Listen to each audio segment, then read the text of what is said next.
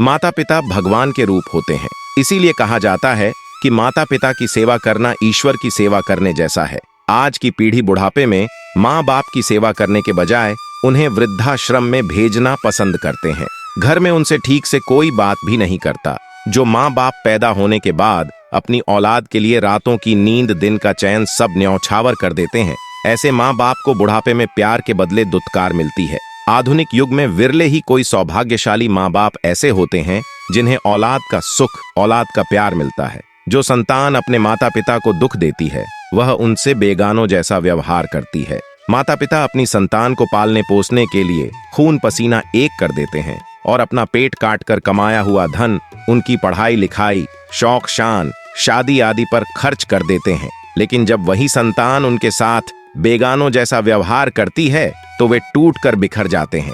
भगवान शिव ने बताया, जिस औलाद में यह 3 गुण होते हैं वह औलाद अपने माता पिता आपको बहुत दुख देती है। तो दोस्तों चलिए उन 3 गुणों के बारे में जान लेते हैं, जिससे हम यह अनुमान लगा सके कि हमारे बच्चों तथा हमारे अंदर में वह गुण है या नहीं। एक बार की बात है, वेद मुनि नारद पृथ्वी लोक का भ्रमण करके आकाश होते हुए भगवान शिव के पास जाते हैं। तब भगवान शिव कैलाश पर्वत पर अपने नंदी के साथ विराजमान होते हैं। तभी देव मुनि नारद भगवान शिव के पास पहुंच जाते हैं। भगवान शिव देव मुनि नारद को देखकर कहते हैं, हे देव मुनि नारद, आज आपका कैलाश पर्वत पर किस प्रयोजन से आगमन हुआ है? तब देव मुनि नारद कहते हैं, हे प्रभु, मैं अभी अभी पृथ्वी लोक का भ्रमण करके आ रहा हूँ और मैंने देखा कि पृथ्वी लोक पर बहुत सारे माता पिता की औलादें उनके बुढ़ापे का सहारा नहीं बन रही हैं तथा अपने माता पिता को बुढ़ापे में बहुत कष्ट देते हैं। तो हे प्रभु, मैं आपसे निवेदन करता हूँ कि आप मुझे बताने की कृपया करिए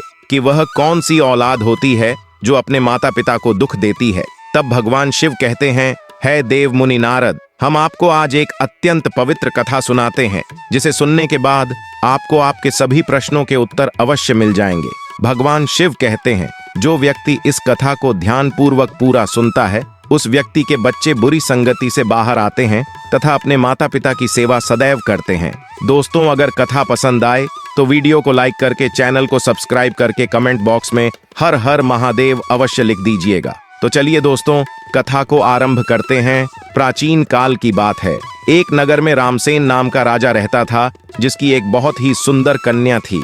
रामसेन की कन्या का नाम था छाया। उसे अपने ऊपर अपने रूप का बहुत बड़ा घमंड था। माता पिता की वह शुरू से ही लाडली बेटी थी, इसलिए पूरी स्वतंत्रता के साथ खेली और बड़ी हुई। उसे इस बात का भी अभिमान था कि वह एक राजकुमारी है। वह अपने आगे किसी को कुछ नहीं समझती थी। चलते फिरते लोगों का अपमान करती रहती थी। भगवान शिव कहते हैं, हे देव मुनि नारद, हर व्यक्ति को बेटा हो या बेटी, जरूरत से अधिक स्वतंत्रता उन्हें बिगाड़ देती है और उन्हें बिगाड़ने में सबसे बड़ा योगदान उनके माता पिता का ही रहता है। बच्चे यदि मनमानी करने लगे तो माँ बाप को उनकी तरफदारी नहीं करनी चाहिए, बल्कि उनकी गलती पर उन्हें समझना चाहिए। जरूरत पड़े तो डांट भी लगानी चाहिए। और बच्चे भी आपकी बात तभी मानेंगे जब आपने उन्हें बचपन से समझाया होगा, उनकी हर एक गतिविधि पर नजर रखी होगी, उन्हें आदर्श का पाठ पढ़ाया होगा, उन्हें संस्कारों से सींचा होगा। यदि माता पिता ने ऐसा नहीं किया है तो औलाद के बड़े होने पर आप उन्हें दंडित करके भी नहीं सुधार सकते। तब तो आपका समझाना भी उनको तीर की भांति चुभेगा, वह आपके वश से बाहर हो जाएंगे। भगवान शिव आगे कहते हैं, देव मुनि नारद राजा रामसेन की कन्या के लिए जो भी रिश्ता आता तो वह अपने दुष्ट स्वभाव के चलते उसे लौटा देती थी। उसके लिए ना जाने कितने रिश्ते आए और उसने सबको अपमानित करके उनकी हंसी उड़ाते हुए वहां से वापस कर देती थी। राजा भी बेटी की इन हरकतों से बहुत परेशान हो चुका था। एक दिन राजा ने बेटी छाया के लिए अपने राज्य में एक स्वयंवर का आयोजन किया। कई जगह के राजकुमार राजा स्वयंवर में भाग लेने के लिए आए। सारे राजा महाराजा आकर अपने अपने आसन पर बैठ गए। उधर राजकुमारी छाया हाथ में माल लेकर अपनी सहेलियों के साथ राज दरबार में जा रही थी। छाया अपनी सुंदरता के घमंड में भरी हुई थी। सभी राजकुमारों को गौर से देखती हुई आगे को बढ़ने लगी। वह जिस भी राजकुमार के सामने पहुंचती थी उसी की किसी न किसी बात पर खिल्ली उड़ाती और आगे बढ़ जाती। सभा के बीच राजकुमारी की बातों से अपमानित होकर वह राजकुमार राज्यसभा से उठकर चले जाते। राजकुमारी एक मोटे से राजकुमार के सामने पहुंची। वह उसे मोटे राजकुमार की हंसी उड़ाती हुई अपनी सहेलियों से बोली, हे सहेली, देखो तो इन महाशय को, इनका शरीर कैसा लग रहा है, जैसे किसी ने आटे का बोरा रख दिया हो। उसके शरीर की बनावट पर वह काफी देर तक हंसी उड़ाती रही। वह राजकुमार राजकुमारी की बातों से लज्जित होकर दरबार से चला गया। इसी तरह राजकुमारी फिर अगले राजकुमार के पास पहुंच गई। वह राजकुमार देखने में कुछ लंबा था। राजकुमारी छाया ने अपने कटु शब्दों से उसे भी खूब अपमानित करने लगी। देखो सहेली, यह तो कोई खंबा मालूम पड़ता है, इसे तो किसी चौराहे पर खड़ा करके इसके ऊपर मशाल लगानी चाहिए। राजकुमारी के अब शब्दों से पीड़ित होकर वह भी मुंह बनाते हुए वहां से चला गया। एक राजकुमार की तो काफी बड़ी दाढ़ी थी। उसे देखकर राजकुमारी ठहाके मारकर हंसती हुई बोली, अरे सहेली, हमारे पिता ने तो स्वयंवर में लंबी दाढ़ी वाले बकरों को भी बुला लिया है, इससे तो मेरी जूती भी विवाह न करें। दोस्तों, राजकुमारी उसके रंग रूप और दाढ़ी की खूब खिल्ली उड़ाती रही, परंतु उस दाढ़ी वाले राजकुमार ने राजकुमारी के लज्जित करने पर तनिक भी बुरा नहीं माना, क्योंकि वह राजकुमारी को अपना दिल दे बैठा था। वह भी दरबार से उठकर चला गया। दोस्तों, अब तो एक एक करके राजकुमारी ने सारे राजकुमारों को बेइज्जत करके नापसंद कर दिया। यह बात छाया के पिता रामसेन को बहुत बुरी लगी। राजा साहब सोचने लगे, इस लड़की ने तो हमारे दरबार में आए हुए हमारे मेहमानों को बेइज्जत किया है। इस लड़की को इसकी दुष्टता का दंड अवश्य मिलेगा। गुस्से में राजा ने भरे दरबार में यह घोषणा कर दी कि भाइयों, में अपनी बेटी की ऐसी हरकत के लिए आप सबसे क्षमा मांगता हूँ, पर आज मैं सबके सामने यह घोषणा करता हूँ कि इस कन्या का विवाह अब मैं किसी राजकुमार से न करके किसी भिखारी के साथ करूंगा, जो रोज भीख मांगकर ही अपना पेट पालता होगा, और उसके साथ रहकर यह भी भीख मांगकर खाएगी तो इसे अपनी करनी पर पछतावा जरूर होगा। राजा की ऐसी घोषणा सुनकर दरबार में बैठे सभी राजकुमारों ने राजा की बहुत प्रशंसा करी। सभी कहने लगे कि राजा साहब, ऐसी असभ्य असंस्कारी कन्या के साथ ऐसा ही होना चाहिए। इतना कहकर वह सब राजकुमार राजा के दरबार से चले गए। तभी वहां से एक भजन गाता हुआ भिखारी गुजरा। भिखारी की आवाज सुनकर राजा ने अपने नौकर को भेजकर उस भिखारी को अपने दरबार में बुला लिया। उस भिखारी की बहुत ही दयनीय दशा थी। मैले कुचले फटे पुराने वस्त्र पहना था।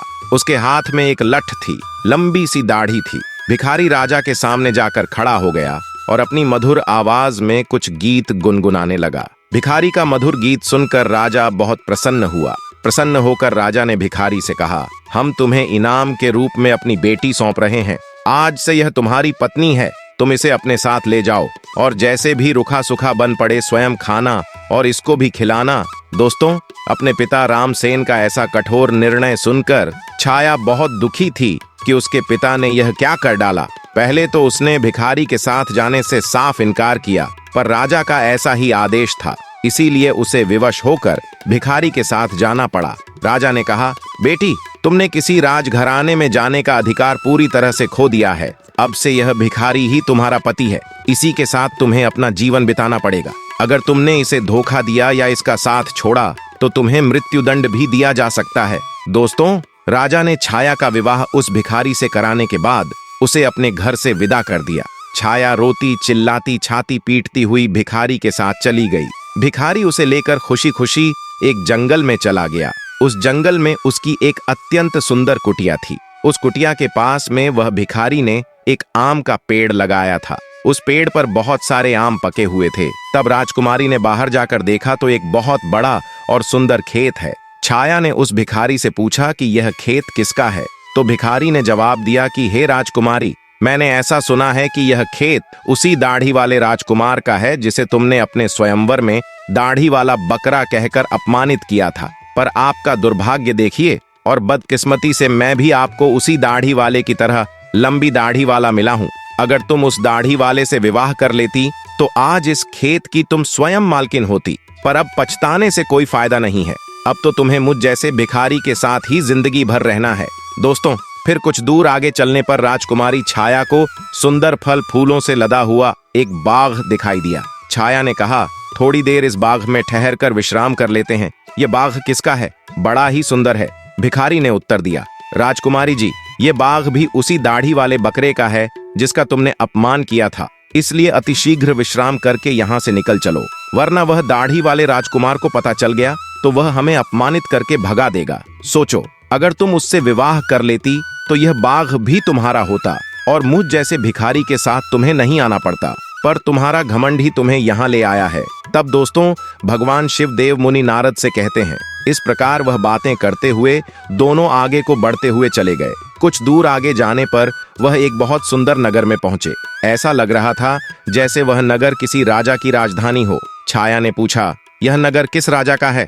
भिखारी ने उत्तर दिया है, हे प्रिय, यह नगर मेरी नजर से तो एक राजा का है, पर आपकी नजर से तो यह नगर उसी दाढ़ी वाले बकरे का है जिसे तुमने भरी सभा में बेइज्जत किया था। सोचो, अगर तुमने उससे शादी कर ली होती तो तुम इस नगर की रानी होती, हजारों दास दासियां तुम्हारी सेवा करती, पर तुमने अपने रूप के घमंड में आकर अपनी किस्मत फोड़ ली और मुझ भिखारी के साथ विवाह करके तुमने अपनी जिंदगी को दुखों में धकेल दिया है। पर अब क्या हो सकता है, जो होना था सो हो गया। भिखारी की बात सुनकर राजकुमारी को बड़ा पश्चाताप होने लगा। कहने लगी, काश मैंने उसके साथ विवाह कर लिया होता। भिखारी ने छाया के मुख से ऐसी बातें सुनकर नाराज होते हुए कहा, राजकुमारी खबरदार, जो अब तुमने दूसरे पुरुष के बारे में सोचा भी, अब तो तुम केवल मेरी पत्नी हो और मैं ही तुम्हारा पति हूँ। अब महलों के सपने देखना छोड़कर तुम्हें मेरे साथ मेरी झोपड़ी में रहना चाहिए। दोस्तों, इतना कहकर भिखारी राजकुमारी छाया को अपनी झोपड़ी के पास ले गया, जो राजा के उस नगर से कुछ दूर एक तालाब के किनारे बनी हुई थी। झोपड़ी देखकर छाया को बड़ा क्रोध आया। कहने लगी, यह कितनी बेकार सी झोपड़ी है, मैं इसमें कैसे रह पाऊंगी? इसमें रहकर मेरा दम घुटेगा। मैं बहुत बड़े महलों की रहने वाली हूँ, इस छोटी सी झोपड़ी में मेरा गुजारा कैसे होगा? भिखारी बोला, राजकुमारी, अब आज से यही झोपड़ी तुम्हारा नया घर है और इसी में तुम्हें रहना पड़ेगा। छाया ने पूछा कि यहाँ पर तुम्हारा कोई नौकर चाकर नहीं दिखाई दे रहा है, झोपड़ी की साफ सफाई कौन करेगा? भिखारी ने कहा, हे राजकुमारी, यह तुम क्या कह रही हो? मैं कोई राजा नहीं हूँ, ना कोई राजा का बड़ा अधिकारी या कर्मचारी हूँ जो मेरे पास नौकर चाकर होंगे। मैं तो खुद एक भिखारी हूँ। मैं तो नौकरों से भी बहुत गया गुजरा हूँ। झोपड़ी का सारा काम अब तुम्हें और मुझे ही करना है। चलो, अब तुम पहले झोपड़ी की साफ सफाई करो, फिर मेरे लिए खाना बनाओ, मुझे बहुत भूख लगी है। चलते चलते मैं थक चुका हूँ। तब भगवान शिव देव मुनि नारद से कहते हैं, छाया को भोजन बनाना तो आता ही नहीं था, इसीलिए भिखारी और राजकुमारी ने मिलकर उल्टा सीधा खाना बनाया और खाकर दोनों सो गए। दूसरे दिन भिखारी ने राजकुमारी को जगाया और घर का सारा काम करने को कहा। राजकुमारी पूरे दिन काम करती रही और भिखारी की डांट फटकार सुनती रही। 2-4 दिन इसी तरह बीत गए। घर में जो कुछ खाने को था वह भी खत्म हो गया। भिखारी बोल, प्रिय, अब खाने को तो कुछ बचा भी नहीं। जो कुछ मैंने मांग कर रखा था वह सब खत्म हो चुका है। आगे की जीविका चलाने के लिए हमें कुछ काम करना पड़ेगा। एक काम करो, मैं तुम्हें इस आम के पेड़ से आम तोड़कर टोकरी में भरकर दे दूंगा। तुम उस आम को बाजार में ले जाकर बेचकर आना। राजकुमारी ने आश्चर्य से कहा, मैं आम बाजार में बेचने जाऊंगी? अगर मुझे किसी ने आम बेचते देखकर पहचान लिया तो वह मेरी बहुत हंसी उड़ाएंगे, मुझे बहुत शर्म आएगी। भिखारी बोला, काहे की शर्म? अब तो तुम रानी नहीं हो, तुम एक भिखारी की पत्नी हो। शर्म तो तुम्हें तब लगती जब तुम उस दाढ़ी वाले की पत्नी होती और वह तुमसे बाजार में आम बेचने को कहता। अब अगर शर्म ही आती है तो फिर भूखी मर्रो। दोस्तों, मजबूर होकर राजकुमारी बाजार में आम बेचने चली गई। एक सड़क किनारे आम रखकर बैठ जाती है और दिन भर आम बेचती रहती है। धीरे धीरे उसके आम खूब बिकने लगे। एक दिन की बात है, जब राजकुमारी छाया सड़क पर बैठी आम बेच रही थी, तभी वहां पर एक राजा का मंत्री आता है और उसने लात मारकर उसके सारे आम इधर उधर फैला देता है और बोलता है, खबरदार, जो रास्ता घेर कर आम लगाए। तो उसके बहुत सारे आम फूट गए थे और उसका बहुत नुकसान हो गया था। राजकुमारी को बड़ा दुख हुआ। उसने सारी बात झोपड़ी में आकर भिखारी को बताई कि आज एक राजा के सिपाही ने उसके आम पर लात मारकर फोड़ डाले। भिखारी ने कहा, तुम बिल्कुल पागल हो। अगर तुम बीच रास्ता घेर कर दुकान लगाओगी तो सिपाही तो आम फोड़ेगा ही। तुम्हारी वजह से राहगीरों को वहां से निकलने में तकलीफ हो रही होगी।